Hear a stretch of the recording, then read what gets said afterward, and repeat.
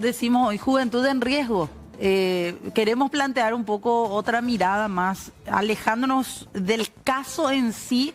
Si bien es cierto, es muy difícil desprenderse de lo que está ocurriendo todavía hasta ahora con la investigación de la muerte de María Fernanda, de esta adolescente de 17 años.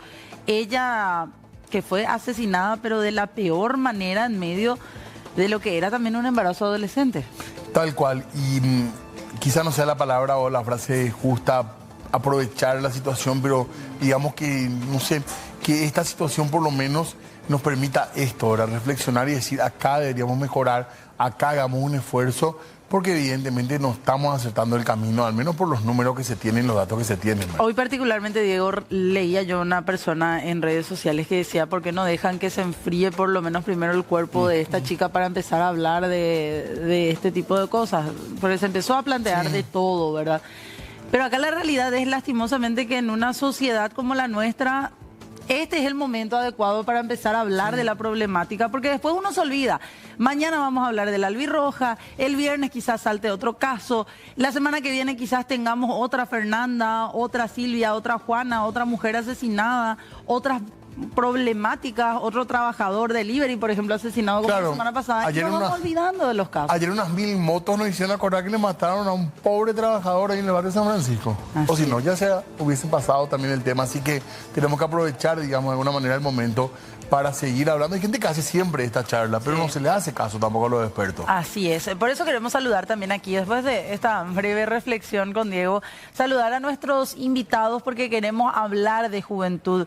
¿Qué es lo que hace falta? ¿Cómo abordar la educación sexual también para los niños, niñas, adolescentes desde una perspectiva responsable que no asuste a nadie, sin tabú, sin yaques, sin fantasmas, sobre otro tipo de temas que nada tienen que ver también?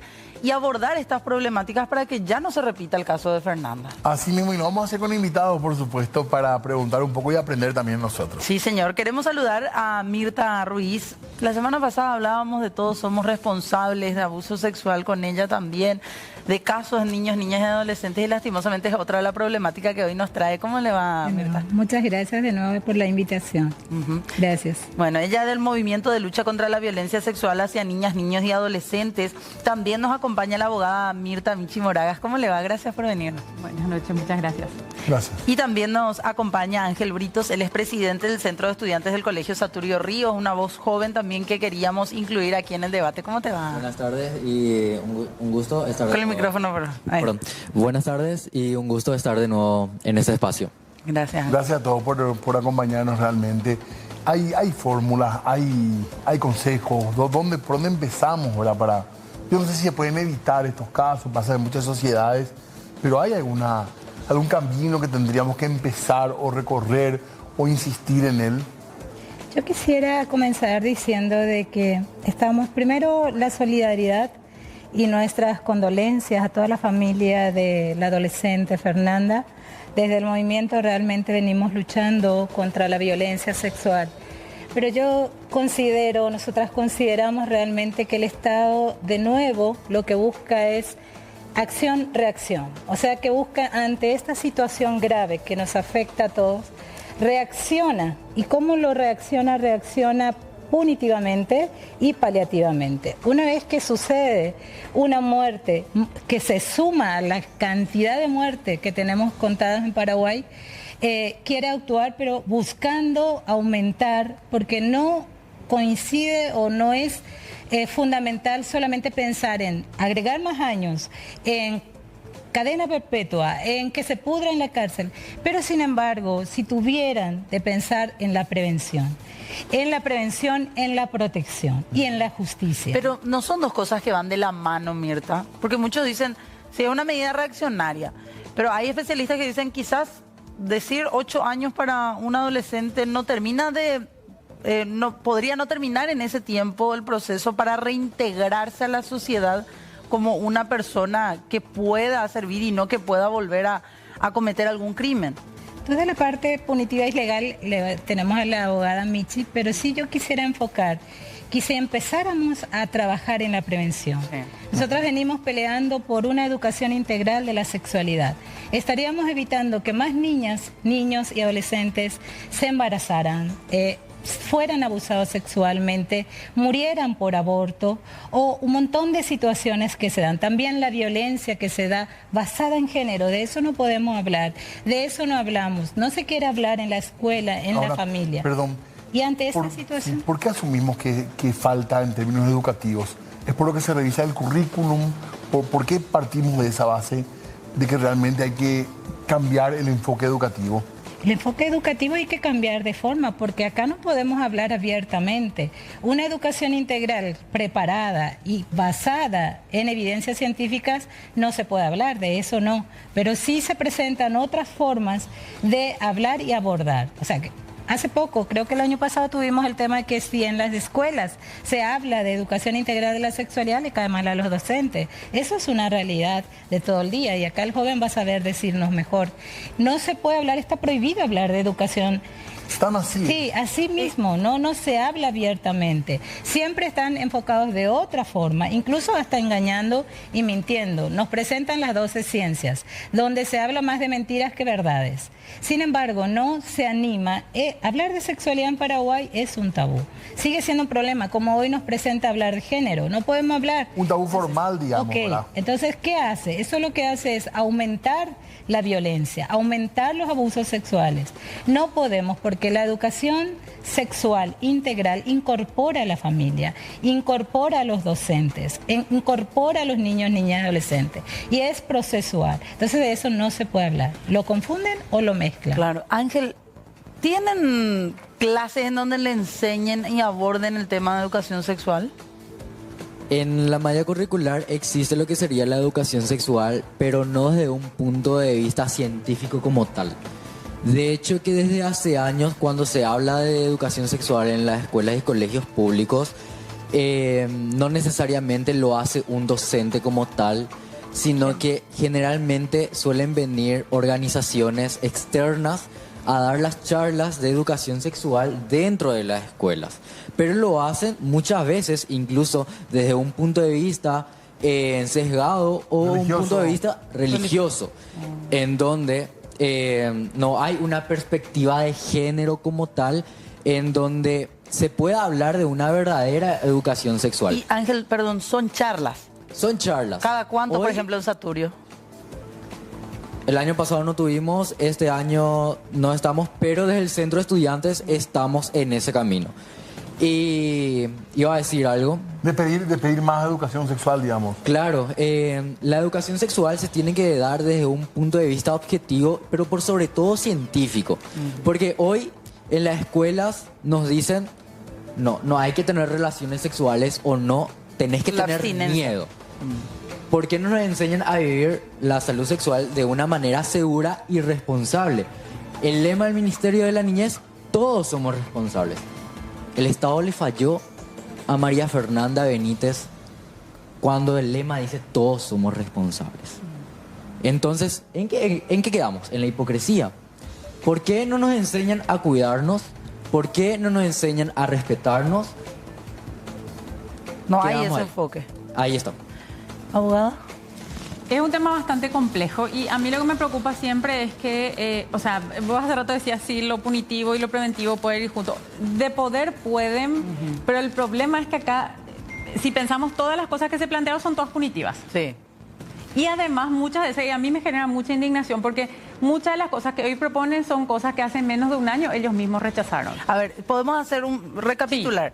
Pedían bajar la imputabilidad de La imputabilidad. de adolescentes. Sí, y eso también hay que entender. Nada de lo que legislen ahora se va a aplicar para este caso. Claro. Y ahí creo que lo que hacen es confundirle a la gente. Sí. ¿Por qué? Porque la ley no puede ser retroactiva. Claro. O sea, a este chico va a ser juzgado conforme al derecho penal adolescente. Salvo que le beneficie la ley. Y la ley siguiente. nueva no le va a beneficiar, digamos, Claro. y la idea es justamente endurecer. Castigarlo más. Castigarlo más. Bajar la imputabilidad, aumentar la pena para los adolescentes. Exacto. Y bueno, se habló también de pena de muerte. Ya. Eso es inconstitucional, creo que hay que decirlo muy Tratar claramente. como adulto, decían algunos. Claro, y yo quiero decir una cosa con el mayor de los respetos. Nuestros legisladores no solamente no leen, sino ven mucha tele. Entonces, porque en serie de Estados Unidos se dice hay que juzgarle como adulto, eso no existe en nuestro derecho penal y procesal Además, penal. la O sea, Convención del Niño no no impide también esa posibilidad. de hablar Exacto, de o sea, pena Paraguay ratificó la Convención de Derecho de la Niñez y eso habla de un derecho penal mínimo. Entonces, y de hecho, aunque tenga edad de imputabilidad, igual hay que hacer un estudio, o sea, dice que es reprochable desde los 14 años, solo si se comprueba que tiene la capacidad de comprender y el alcance de sus hechos. Sí, de sus Entonces actos. tiene que hacerse un estudio de todas formas. Perdón, doctora, creo que es interesante porque a veces se confunden los términos. Sí. Una persona a partir de los 14 años tiene toda la responsabilidad penal, podríamos decir. Sí. Pero en cuanto a las penas es distinto. Entre los 14 y hasta los 17 años se tiene primero... Adolescente. Adolescente. Primero se le puede imputar, pero el proceso penal va a avanzar solo si se comprueba que tenía la madurez necesaria. ¿Cómo se comprueba eso? A través de un estudio psicológico. Y eso es un paso previo. O sea, y traigo nomás un caso muy conocido. Dentro del expediente del caso Curuguaté había una adolescente que fue juzgada. Sí. Ese caso terminó siendo anulado porque no le hicieron ese estudio psicológico. Sí, o sí tiene que ir sin ese. ese estudio psicológico, todo el caso es nulo. Entonces, en este caso, también tienen que hacer Perdón. un estudio psicológico. Y en cuanto al máximo de penas, también hay una condición especial para las personas menores de edad. Hay una condición de hasta 8 años. Como máximo. Como máximo. O sea, no te pueden Sea dar cual 30 sea. años. El No caso. le pueden dar 30 años. Por más que cumpla la mayoría de edad, cumpliendo la pena, por así decirlo, no se puede revisar esa sentencia luego. No, Eso es solamente lo que- se puede revisar si va a ser más favorable. Correcto. Nunca para aumentar la pena y ya el marco penal que le van a poder aplicar ahora es hasta 8 años. No hay medidas de seguridad En este caso no. para los adolescentes. Para los adolescentes no. Pero ahí tenemos que ir, digamos, al principio en sí de la pena, que es, digamos, la reeducación, ¿verdad? Exacto, pero la verdad es también que si bien hay centros diferenciados para adultos y adolescentes, son todas cárceles. O sea, se tratan- llama centro educativo, pero es una Claro, eso cárcel. eso no existe. No hay un abordaje para... No hay un abordaje ni de educación ni rehabilitación en ningún, digamos, no en el sistema adulto, tampoco en el sistema Porque esta adolescente. persona eventualmente, si es culpable, si la justicia lo encuentra culpable, va a ser súper importante que esos 8 años realmente sean de reeducación, porque si una persona que tiene 17 años va a salir con, ¿verdad? 25. Va a salir con 25. O Así sea, Yo quiero hablar sí, por favor. sobre un punto súper importante, que es sobre los centros educativos, que en realidad hoy son unas cárceles para tanto los menores de edad como para los adultos. La reinserción en Paraguay en el sistema judicial no existe. Hoy un criminal sale como un criminal en serie dentro de las cárceles. No me quiero imaginar la realidad dentro de estos sistemas educativos, en cárceles para menores. La situación es aberrante en la manera en la que viven, en la manera su día a día, y no le enseñan a cómo reinsertarse en la sociedad. No hay un apoyo psicológico en todo este proceso y al final salen peor de estos centros Tampoco es seguro educativos. para ellos, ¿verdad? Paraguay ha tenido condenas en Claro. ese sentido, ¿verdad? Así es. No, quiero volver nomás a lo que estábamos hablando también, ¿verdad? O sea, todas las propuestas son punitivas, mayoritariamente punitivas. Sí. Y otras para mí son muy complicadas. O sea, ahora plantea que van a presentar un proyecto de ley para búsqueda de personas desaparecidas. Hace menos de un año lo rechazaron diciendo que era muy caro y que no era urgente. Sí. Y también... quiero propio decir, oficialismo. El propio oficialismo que ahora dice que va a presentar el proyecto. En la conferencia de prensa donde anunciaban una cumbre de poderes y la preocupación estaba Enrique Riera Escudero, que es hoy ministro del Interior y fue ministro de Educación cuando se emitió la resolución 29.664 que prohibió los temas de género en la educación. Entonces, ¿de qué nos van a hablar ahora? De que van ahora a aplicar y ahora se dieron cuenta que la educación sexual, sí, hace por lo menos desde el 2017 en adelante están reprimiendo estos temas. Entonces, obviamente este es el resultado del Estado que estas mismas, ya no digo siquiera facción del partido de gobierno, sino estas mismas personas. Son las mismas caras. Son las mismas caras que hoy nos dicen que van a tomar medidas, las que teniendo la oportunidad, los recursos, la mayoría necesaria, impidieron esas políticas públicas. Entonces nos están mintiendo. O sea, yo quiero permitirme descreer en lo que están diciendo porque es todo muy para lavarse la cara, mostrar condolencia, fingir preocupación y después va a seguir todo igual. O sea, cuando este caso pase, todo va a seguir Que igual. eso es lo que nos duele, eso es lo que nos preocupa, Mirta. ¿Ustedes se acuerdan hace poco, o sea, el año pasado estuvimos hablando del caso de Katia Brites, que Claro. fue esta chica que fue arrollada por el exnovio? ¿Se acuerdan la gran cumbre de poderes que se hizo? ¿Qué pasó después de eso? Nada. Hoy es el momento que nos le dieron un peso, un guaraní más a la lucha contra la violencia. Entonces, yo me permito... Claro, es reacción Al contrario, quieren fusionar Ministerio de la Niñez Exacto. con de la Mujer, creando un Quisiera ministerio. hacer un aporte por lo que mencionaba la colega. Tiene que ver con la falta de protección. El Estado es el garante de derechos, ¿no? Realmente el Estado paraguayo tiene una gran deuda de todo lo que ha pasado y de lo que seguirá pasando, mientras que no genere políticas públicas que responda y que dé una solución inmediata y de fondo. Estamos queriendo apagar, hoy decían, esto es un parche para esto, ¿para estar bien con quién? No, esto va a pasar en 2 días, Fernanda ya no existió, va a venir otras y otras, así, porque ¿cuántos casos tenemos de mujeres que han muerto por violencia de género? ¿Cuántos? ¿Y qué hemos hecho ante eso? ¿Y qué vamos a seguir haciendo? ¿Cuántos? 3.500 casos que yo mencionaba de abuso sexual, de violencia sexual en niños y niñas. Ahora tenemos como en el 2025, y Michi me puede ayudar ahí, más de 7.500 denuncias de violencia en mujeres, violencia de género en nuestro país. Creo que 7 de feminicidio y 14 más o menos de tentativas de feminicidio. Entonces, ¿cuál es nuestro panorama? Es crítico. Estamos queriendo acusar, y todo este morbo y toda esta cuestión de lo que le pasó al adolescente empezó luego a girar hacia el aborto y hacia la pastilla que se le vendió a la farmacia. O sea que volvemos a quitarle el punto principal a esto. No, y otra vez es que el aborto, que otras cosas. Necesitamos realmente una educación integral de la sexualidad, protección y que estemos libres de violencia. Claro. De hablar incluso. Tenemos que hacer pausa nosotros. Sí. A mí me encantaría saber si realmente se puede pensar y creer que las políticas públicas y la educación pueden cambiar esto que parece tan metido, ¿verdad? Este nivel de violencia que parece ya, no sé si decir, que no se puede sacar ya de nuestra sociedad por los niveles que hemos llegado. Así que, entre otras cosas que tenemos todavía para charlar en esta tarde Claro que noche. sí. Queremos hacer una pausa y ya volvemos.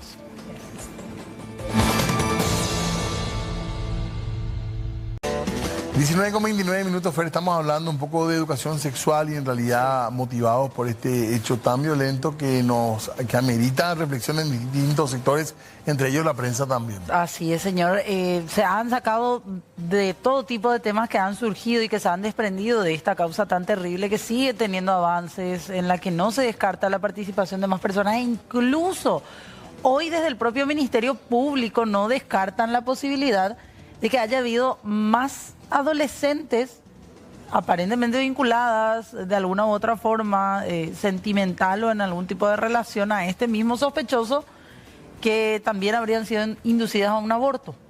La reacción hasta el momento en general de las instituciones o fue lenta o fue esto que estábamos viendo, ¿verdad? En el Senado, en Cámara de Diputados, en la reunión de la supuesta cumbre de poderes, totalmente inconducente, podríamos decir. Yo me quedé pensando en la propuesta que había de un legislador que decía, mandémoslo a esta clase de adolescentes a hacer servicio militar obligatorio. imaginas? O sea, darle armas a alguien que ya fue capaz, por ejemplo, de, siendo adolescente, quemarle viva a una chica de su edad. Terrible. Sí, estas No son me las cabe en la soluciones. cabeza.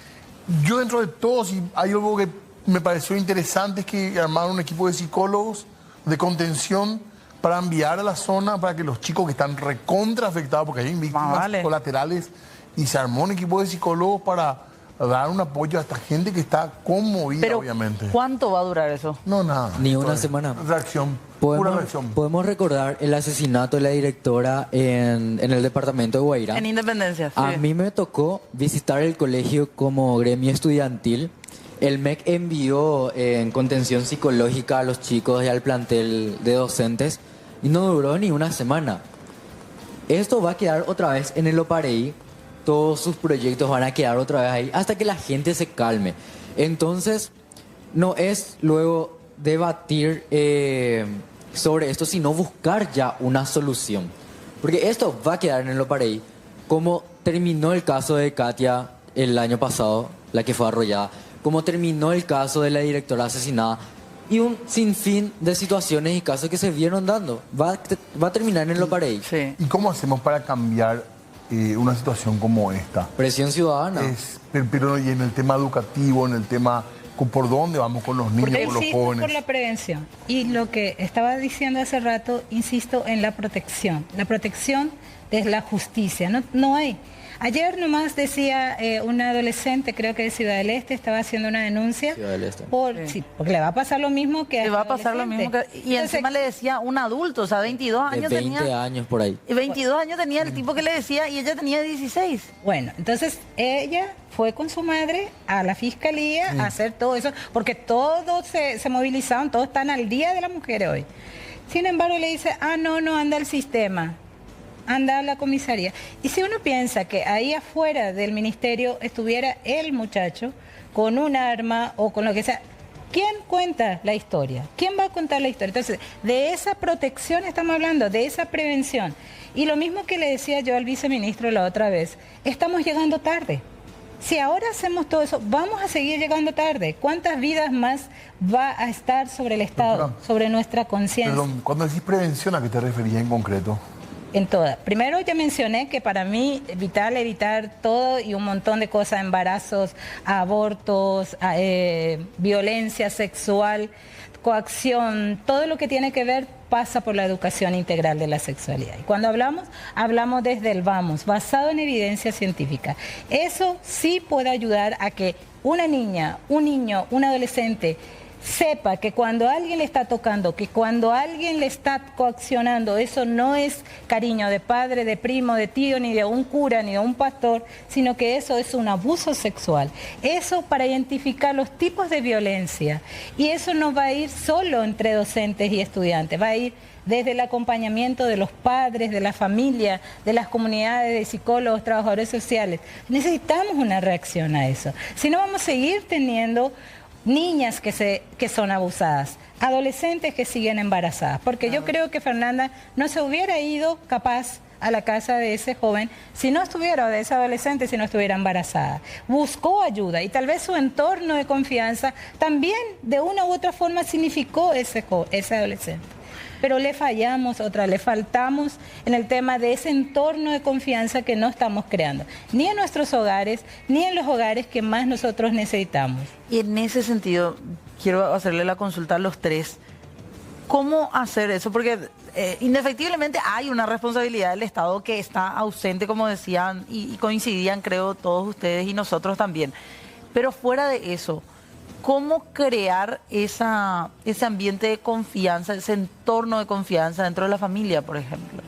Y es muy difícil en realidad si no erradicamos los tabúes para hablar de ciertos temas. Entonces, tenemos en general una educación que no hablo la formal, la que está en la familia, que es todavía muy represiva. Y todo lo que se da es en base a los castigos.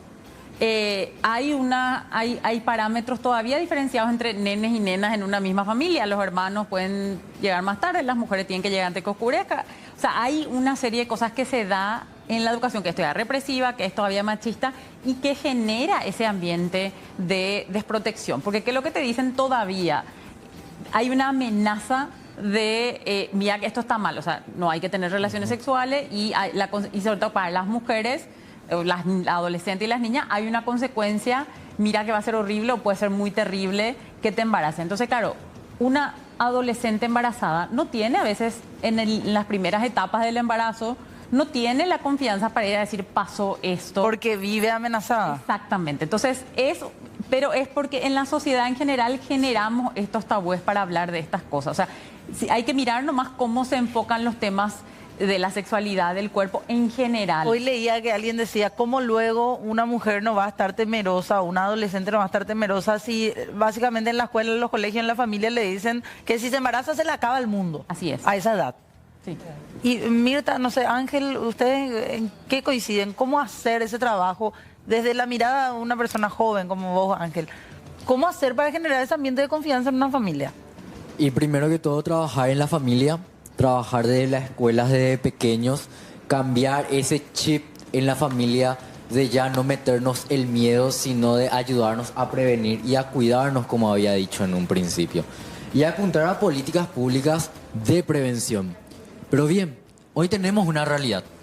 No hay una política de prevención. ¿Y qué hacemos ya con los casos que tenemos?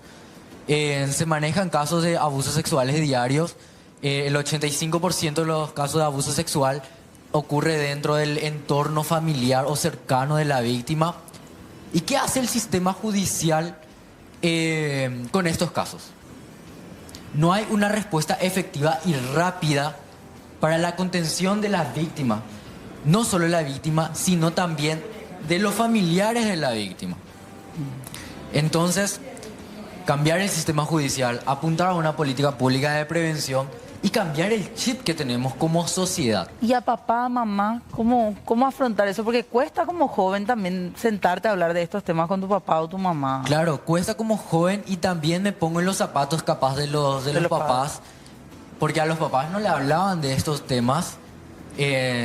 No sé, vete vos, haz lo que quieras tu vida, si te embarazas, chao. Entonces, educar también a las familias. Y el Estado, cuando me refiero a Estado, no es solo el gobierno. El Estado somos la sociedad entera. Y todos somos responsables. El Estado, la sociedad, el vecino, el primo, la tía, la escuela, el sistema judicial, todos los entornos de la sociedad somos responsables. Tanto de la prevención, de qué hacemos con los casos y también de la parte punitiva. Y con respecto a al marco legal hoy en Paraguay, aparentemente ahí está básicamente la herramienta que tenemos que tener. ¿O hay carencias en el marco legal exclusivamente? En realidad no. O sea, lo que El cumplimiento. a mí lo que me preocupa muchas veces es que cuando pasa un tema ya aparece un proyecto de ley. Sí. Y hay muchas cosas que, primero que no necesitan proyecto de ley. O sea, hay muchas de estas políticas públicas de las que se está hablando que no necesitan un proyecto de ley ni una ley. O sea, son políticas que desde el Poder Ejecutivo se podrían implementar sin ninguna norma. Realmente nosotros tenemos una normativa suficiente. El problema es, entonces, cuando nos dicen aumento de pena, el problema nunca es el quantum de la pena, el problema es la impunidad. O sea, ¿qué va a hacer que alguien deje de cometer un hecho punible que sepa que si comete un hecho seguramente va a ser castigado o castigada? No es cuántos años se va a ir, no es por la cantidad de años que la gente deja de cometer un hecho punible, sino es por la impunidad. Entonces, y ahí tenemos un problema y eso no es legal. Eso es de un poder judicial que es corrupto, que está manejado por los intereses. ¿Las condenas pueden desalentar a otros? El quantum de la pena no. Y las investigaciones. Pero sí el cumplimiento de la ley. Pero sí el cumplimiento de la ley. Eso es lo que puede desalentar. Que haya un sistema de aplicación de la ley y sobre todo de aplicación de sanciones, que no solamente son digamos, penales, ¿verdad? Hay otro tipo de sanciones en otros niveles que se pueden aplicar y que... O sea, el tema pasa por ahí por lo más difícil, de verdad. Exacto. El tema educativo. Exacto, no es un tema de formulación de marco legal. O sea, si en cualquier momento de esta situación, si alguien dice que necesitamos una ley, es mentira. O sea, porque a veces lo que se hace es, se pone en el proyecto de ley también la dilatación de los pasos que hay que dar y que se pueden dar hoy si hubiera voluntad política, que no hay, básicamente. Ya con la Constitución y las normas que tenemos alcanzaría para pensar que tenemos un sistema legal, solamente legal. Yo siempre digo que Paraguay tiene las mejores políticas. Desde la Constitución Nacional, todo lo tenemos en papeles, pero en la práctica es lo que menciona, que falta realmente un mecanismo que haga cumplir eso. Y que sea realmente oficio, o sea, preventivo, no solamente pensar en cuando se muera, cuando le maten, cuando se le pegue, ahí sí actúa con todo el peso de la ley. No, nosotros necesitamos una justicia que prevenga estas situaciones. Por ejemplo, ¿cuántas mujeres denuncian a sus parejas? Y son las mismas que tienen que llevar la denuncia. Cuando salió, ni no sale más de la casa porque ya le mata. O sea, ¿qué hizo la justicia allí? Lo mismo pasó ayer con esta joven, adolescente. Se va, no, vos tenés que irte a otro lado. O sea, situaciones como esa van a seguir porque no hay una actuación inmediata, preventiva y también para proteger que no le pase lo que le pasó a esta adolescente. Eso es lo que tiene que hacer la justicia, que no le pase, no que después venimos acá a hablar o nos vamos a hacer marcha, o ellos hoy todo el día se pelearon en el Senado, Pero sin embargo no van a solucionar nada. Van a seguir habiendo otras Fernanda, van a seguir habiendo niños, niñas abusados, sí, realmente. Y yo realmente digo, yo tengo esperanza que si nosotros empezamos desde hoy a cambiar, a empezar por cada uno, lo que decía acá Ángel, que empecemos por casa, por la escuela, en diferentes partes. La justicia debe ser su rol. Nosotras, la sociedad civil, debemos trabajar. La familia debe poner su parte. La justicia, con toda su operatividad, tiene que funcionar. ¿Por qué? Porque yo digo que a veces Paraguay tiene la justicia tan ciega, porque solamente ve lo que quiere ver. Y cuando uno es pobre, cuando uno no tiene, entonces no ve. Pero sí para el que mueve, porque acá escuché a un senador o diputado diciendo, vamos a meter a todos los chespijes en la cárcel. ¿Y por qué no dicen, vamos a evitar que lo que le está vendiendo las drogas dejen de vender, que los narcotráficos estén haciendo eso? Y lo mismo, por poco no decimos que Fernanda es la culpable de esta situación de muerte. Le recargamos otra vez a la mujer y ahí está otra vez la violencia, o sea, la doble victimización que hacemos con las niñas, con las mujeres. Entonces yo creo que ya tenemos suficiente, como dice la abogada, entonces yo creo que empecemos a hacer algo. Prevengamos, la EIS por sobre todas las cosas, la protección, la justicia, o sea, todos tenemos que actuar ahora. La semana pasada estábamos aquí con Mirta y con el viceministro de Niñez y él decía, hay un protocolo, hay documentos, hay documentos de educación sexual integral, pero ¿por qué no se aplica?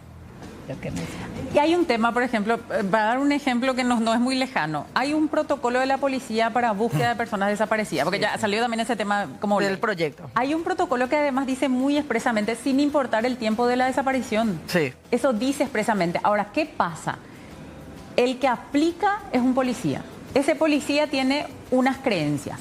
Y esa creencia es, sobre todo, y esto hemos conocido miles de casos, yo lo he conocido en mi familia, si es adolescente mujer, se parte de la base de que se fue con su novio, con el noviecito. Con su chica. Entonces es como, bueno, pero ¿hace cuántas horas que está?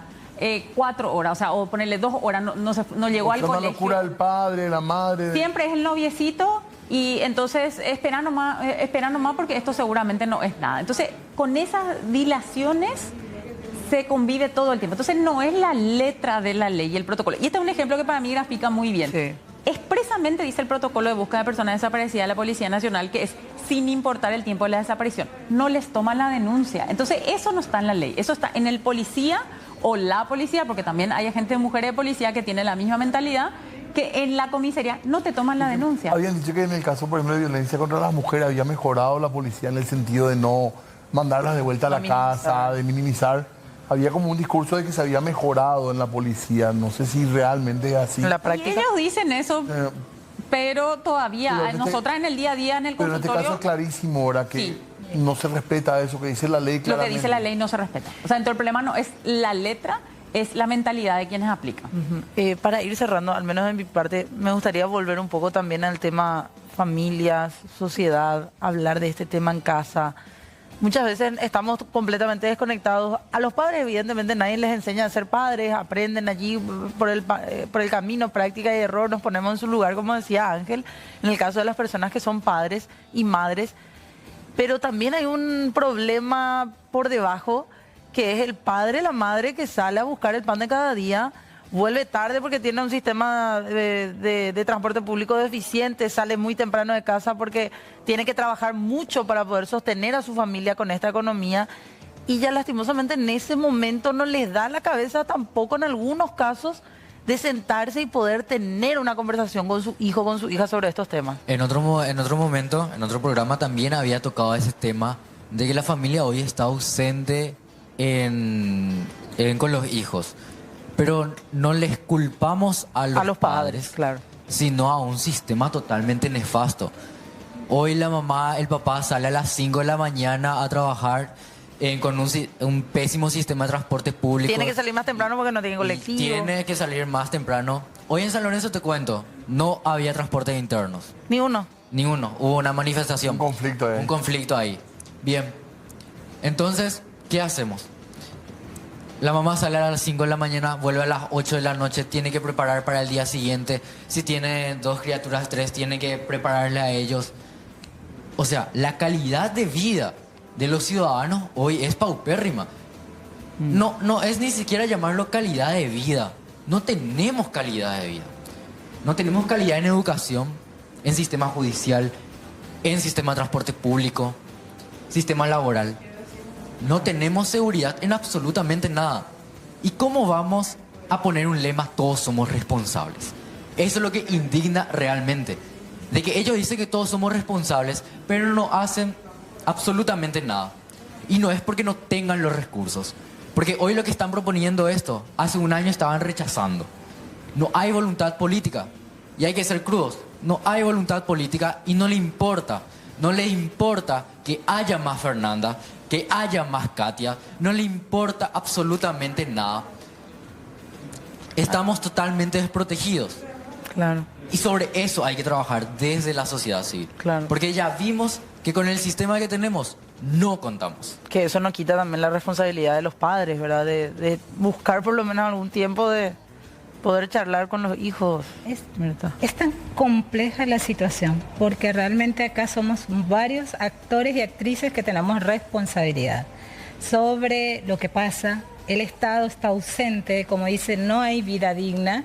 Hablamos de que vamos a trabajar todo el día, los padres estamos fuera, como dice, quedan manos de extraños, no sabemos qué aprende, qué no aprende, están todo el día con el celular, con la computadora, todos son problemas, pero yo siempre digo que en medio de todo ese problema debemos pensar en que tenemos que buscar una luz, una solución a esto, pero no un parche como bien lo dijeron ellos.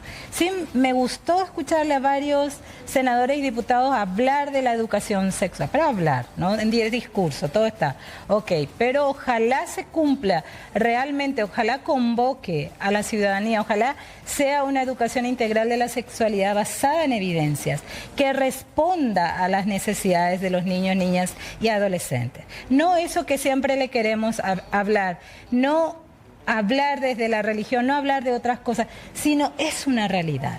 Es una realidad que hay que hablarlo hoy. Yo sí creo en el cambio. Yo creo que si empezamos casa por casa a hablarle a los niños, a educarles desde que nacen, que crecen, de que no hay que ser violento, que no hay que responder violencia con violencia, que a las niñas se les debe cuidar, se les debe respetar. Empecemos por casa, empecemos hablándole a nuestros hijos e hijas, ya que no podemos solucionar el mundo, solucionemos acá y hablámosle de que la violencia en toda su forma es mala. Contra las mujeres, contra los niños, contra los adolescentes. Es malo. Y el problema es eso, la violencia. Detrás de este adolescente que mató hay un sinnúmero de problemas que lo tiene y que lo atrae. No justifico, pero hay que ver que tal como él, hay otros adolescentes, hay otros que no tienen padre, hay otros que están en situación de calle o son usuarios de drogas. O sea, hay un montón, pero el Estado no le da una oportunidad. Claro. Vamos a estudiar, vamos a ofrecerle. Muchos victimarios a veces cuesta decir por un momento, pero también han sido víctimas en alguna situación. Exacto, entonces vamos a responder con educación, con apoyo psicológico, porque la salud mental, todo estamos así. Pero me parece también no estigmatizar, porque muchas veces creemos que esto solamente ocurre en entornos de escasos recursos y vemos... En todas partes. Era una familia... Exacto, en todas partes. Tipo, por así decirlo, con condiciones económicas favorables también. Cada vez más. También pasó. ¿Abogada? Y todo tiene que ver con todo en realidad. O sea, estamos en un sistema que es muy profundamente desigual, que excluye a mucha gente. Los padres y las madres están a veces muy solos y solas en esa tarea. No hay un apoyo real, no hay una escuela para padres. Claro. Entonces, también creo que hay que, un poco en esta situación, ser compasivos con los adultos que no tuvieron herramientas. Porque esa también es una verdad y creo que hay que mirar desde ahí. Porque, o sea, estamos tan pensando desde el punitismo, que es quién es responsable, por qué no pudo hablar con su papá, quién sabe, o sea, todo el tiempo era que culpabilizar a los adultos. También creo que tenemos que mirar todo de una forma un poco más compasiva y ver la falta de herramientas que hay en general. Un poco lo que vos decías también, ¿verdad? Gente que trabaja 12 horas, que tenemos un transporte público que no sirve, tampoco hay un lugar en los centros de salud para ir a conversar con alguien de forma segura, en las escuelas no se puede porque hay tabú. O sea, es como que todos los caminos se cierran, entonces todo eso se tiene que abrir, pero creo que también desde una mirada mucho más solidaria, más compasiva, más de verle a la otra persona con sus limitaciones que muchas veces no tuvieron la oportunidad. Entonces creo que hay que mirar desde ahí, dejar la cuestión punitivista, porque a veces la búsqueda de responsabilidad lo que hace es desviar la atención de lo que tenemos que cambiar y que tenemos que cambiar entre todos y todas. En ese sentido creo que es importante que tomemos esto constructivamente y creo que los padres y las madres que necesitan apoyo también tienen que ser capaces de pedir. Claro. Y esto hablando en general, ojo, para que la gente de por ahí no malentienda, no estamos buscando justificar tampoco a los padres más todavía, en este caso en particular de María Fernanda, porque se habla cada vez más fuerte de la posible vinculación o no con el caso de forma directa de los padres. Así mismo, porque es importante un discurso que sea solidario y de construcción también, ¿verdad? Me En parece general. importante. Gracias por la charla, fue muy interesante para nosotros. Gracias, Jodá, gracias. Muchísimas gracias. Gracias, Ángel. Tenemos que hacer una pausa. Breve corte y ya volvemos.